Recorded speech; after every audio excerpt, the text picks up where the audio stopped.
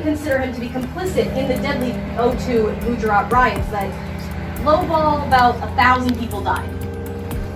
Do you know what instigated those riots? दोस्तों अभी आपने जो एक क्लिप देखी, इस क्लिप में तुलसी गबार्ड से ये जर्नलिस्ट है क्वेश्चन पूछ रही है। साथ ही साथ तुलसी गबार्ड ने क्या रिस्पॉन्स दिया ये भी आपने देखा, और एलिगेशंस भी लगाए गए कि किस तरीके से ये हिंदू इंटरेस्ट को प्रोटेक्ट करने के लिए आरएसएस से फंडिंग लेती है। ये बातें कही गई है, आप सोचिए, ठीक है। इसके अलावा इनके ऊपर एलिगेशन ये लगाया गया इस जर्नलिस्ट के द्वारा कि आप अपना जो कुछ भी काम कर रही हैं उसके अंदर कहीं ना कहीं प्राइम मिनिस्टर मोदी जो हैं, इंडिया के प्राइम मिनिस्टर, उनको डिफेंड करने का काम करते हैं। तो ये वीडियो है ना, अपने आप में तुलसी गबार्ड के स्टैंड को क्लियर करते हैं, नंबर 1। नंबर 2, ये एक ऐसी लेडी है जो कि है अमेरिकन मूल की, पर ये हिंदू हैं। तो इन्होंने हिंदूज के साथ में जो कुछ भी एट्रोसिटीज वर्ल्ड ओवर हुई हैं या होती रहती हैं या डिफरेंट माइनॉरिटीज के साथ में पर्टिकुलरली पाकिस्तान और बांग्लादेश में हो रहा है, तो उसके खिलाफ में आवाज उठाती रही हैं। पहले ये एसोसिएटेड थी जो बाइडेन की पार्टी है ना, डेमोक्रेटिक पार्टी, उसके साथ में, बट अभी फिर इन्होंने वहां से कुछ नहीं मिला हाथ, तो फिर उसके बाद में इन्होंने रिपब्लिकन पार्टी का हाथ थामा। डोनाल्ड ट्रंप के लिए इन्होंने बढ़ चढ़ करके प्रमोशंस किए, इलेक्शन कैंपेन्स किए। अल्टीमेटली आपको पता है कि तुलसी गबार्ड ये यूएसए की 18 एजेंसीज को ओवरसी करने वाली हैं। इसका मतलब इनको अब डिक्लेयर कर दिया गया है डायरेक्टर ऑफ नेशनल इंटेलिजेंस। अब आप सोचो कि इस चीज को लेकर के अपने आप में ये जो स्टेटमेंट्स हैं कि एक तो किस तरीके से गोधरा राइट्स हुए थे, यहां पर सवाल आ रहा है गुजरात के जो 2002 के दंगे हुए थे उनको लेकर के। तो तुलसी गबार्ड ने सीधा ये कहा कि आप दंगों की बात कर रहे हो, जरा आप उसकी रूट्स में जाइए और उन दंगों के पीछे का फर्स्ट इंसिडेंट क्या था वो आइडेंटिफाई करिए। इस बात को लेकर के आगे अगर हम देखें तो कुछ क्लैरिटी निकल के आएगी कि तुलसी गबार्ड जो है वो क्या स्टैंड रखती है। देखो, एक समय ऐसा भी आया था जब तुलसी गबार्ड जो है उनके द्वारा हिंदूज के इंटरेस्ट को प्रोटेक्ट करने के लिए यूएस कांग्रेस के अंडर, यूएस कांग्रेस में एक रेजोल्यूशन इन्होंने मूव किया, जिसमें मेन टारगेट था कि दुनिया में जहां जहां पर भी हिंदूज हैं या फिर जो भी पाकिस्तान और बांग्लादेश में रहने वाले माइनॉरिटीज हैं, उनके साथ में जो कुछ भी भेदभाव किए जा रहे हैं उनको रोका जाए, उन पे कड़े एक्शन लिए जाएं। और आपको ध्यान होगा कि जब शेख हसीना को बांग्लादेश से निकाला गया था तो उस टाइम पर वर्ल्ड के जो टॉप लीडर्स हैं उनमें केवल और केवल डोनाल्ड ट्रंप ही एक ऐसे इंडिविजुअल थे, लीडर थे, जिन्होंने खुल करके कहा था कि हिंदुओं के साथ बांग्लादेश में जो भी हो रहा है बिल्कुल गलत है, इसके खिलाफ में कार्रवाई होनी चाहिए। तो ऐसे में तुलसी गबार्ड जो हैं वो हिंदू इंटरेस्ट के लिए काम करती हैं, इसमें तो कोई डाउट है ही नहीं। बट अगेन जब इनसे फंडिंग की इनकी बात आई तो इन्होंने मुंह तोड़ जवाब दे दिया। अब देखो, इनके द्वारा जो जवाब दिया गया, बातें हुई, वो हम देखेंगे, बट आपके लिए बड़ी इंपॉर्टेंट चीज है, यूपीएससी फाउंडेशन कोर्सेज चल रहे हैं, ऐसे में आप ज्वाइन कर सकते हैं। 2025 के हिसाब से प्रहार को, टाइटन को, आपका मीडियम क्या है अकॉर्डिंगली डिसाइड कर ले।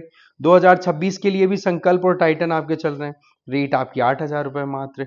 इसमें आपको क्या क्या चीजें दी जा रही हैं, देखो जी, लाइव एंड रिकॉर्डेड क्लासेस है, सी सेट की क्लासेस हैं, डेली एमसीक्यूज और मेंस आंसर राइटिंग के प्रैक्टिस कराई जाएगी, और साथ ही साथ कंटेंट भी प्रोवाइड किया जाएगा जिससे कि आप अपनी पढ़ाई अच्छे से कर सके। एडमिशन बिल्कुल ओपन है, लिंक है वो डिस्क्रिप्शन बॉक्स में दिया हुआ, देख लेना आप उसको।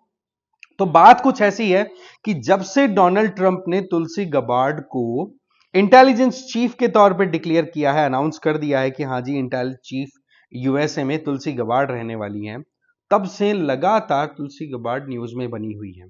तो ऐसे में जो अभी आपने वीडियो देखा, ये बेसिकली 2019 के टाइम का वीडियो है, और उस टाइम से लेकर अभी तक इन्होंने बहुत एक्टिवली काम किया है, पर्टिकुलरली हिंदू इंटरेस्ट को प्रोटेक्ट करने में।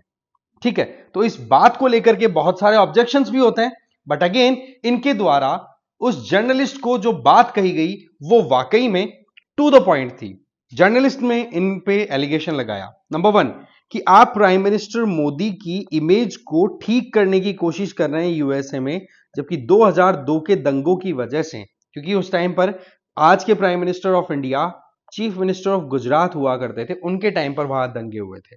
तो ऐसे में इन्होंने कह दिया कि देखो, बात ऐसी है कि जिन दंगों की आप बात कर रहे हो, सबसे पहले तो उनकी जड़ों में जाओ और पता करो कि वो दंगे शुरू कहां से हुए थे। आपको ध्यान है ना, भी रिसेंटली विक्रांत मैसी की मूवी भी आई है, साबरमती रिपोर्ट, है ना। इस मूवी में भी बहुत सारी चीजें ऐसी रिवील की गई हैं, ऐसी रिवील की गई हैं, सॉरी रिवील नहीं, रिवील की गई हैं, जो कि मोर और लेस फैक्ट्स को बिल्कुल क्लियर कर देती हैं कि सब कोई बात करते रहते हैं कि हाँ जी यहां पर तो गुजरात में दंगे हुए थे, बहुत बुरे तरीके से नरसंहार हुआ था, हिंदू और मुस्लिम कॉन्फ्लिक्ट देखने को मिला था।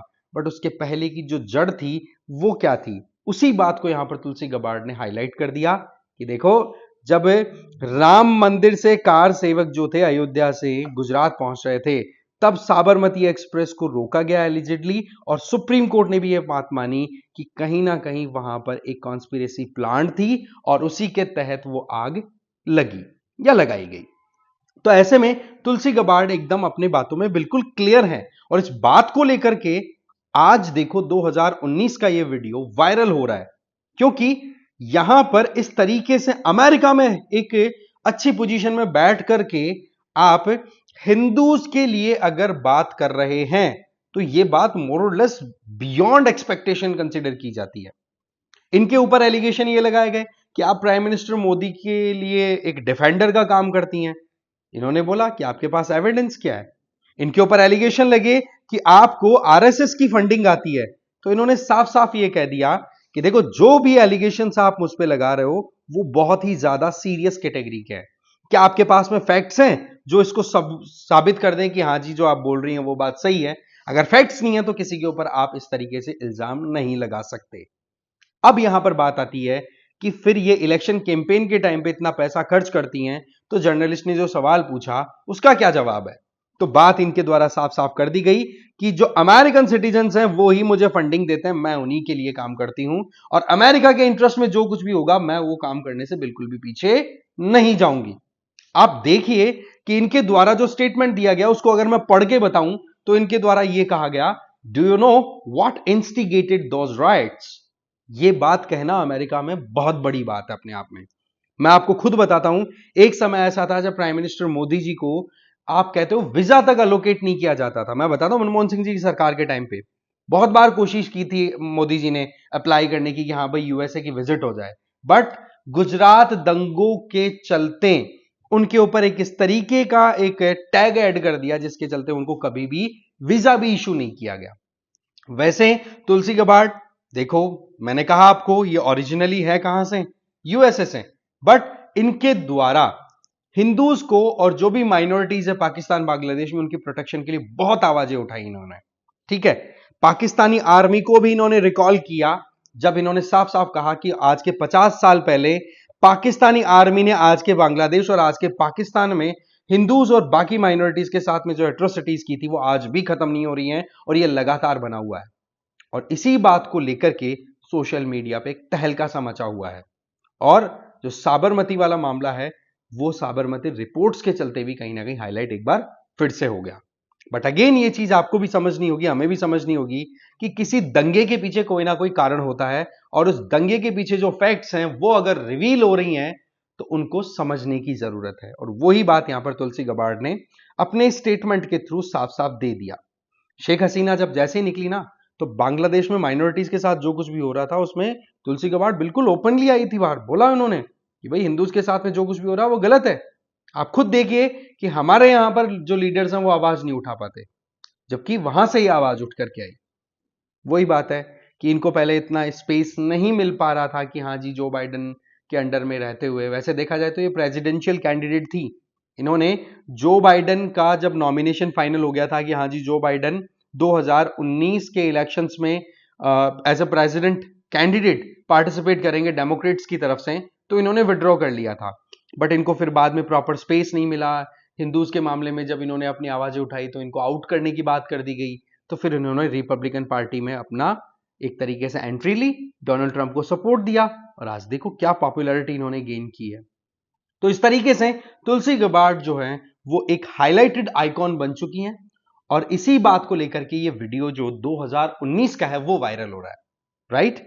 अब आपसे मैं एक सवाल पूछना चाहूंगा कि अगर हम गांधी जी के बारे में जब भी स्टडी करते हैं तो हमें यह बताया जाता है या हम ये पढ़ते हैं कि गांधी जी ने एक व्रत लिया था कि जब तक मैं इंडिपेंडेंस गेन नहीं कर लेता तब तक इस XYZ आश्रम में दोबारा नहीं आऊंगा।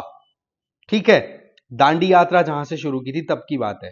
तो आप बताओ वो XYZ आश्रम कौन सा था जहां से दांडी यात्रा की शुरुआत हुई थी, जहां पर आने के लिए कसम खाई थी गांधी जी ने कि जब तक इंडिपेंडेंस नहीं होगी मैं नहीं आऊंगा यहां इस आश्रम में। आप मुझे बताइए वो कौन सा आश्रम है। ठीक है, तो इस वीडियो में इतना ही था। Thank you very much for watching this video. मिलते हैं एक और इंटरेस्टिंग टॉपिक के साथ में।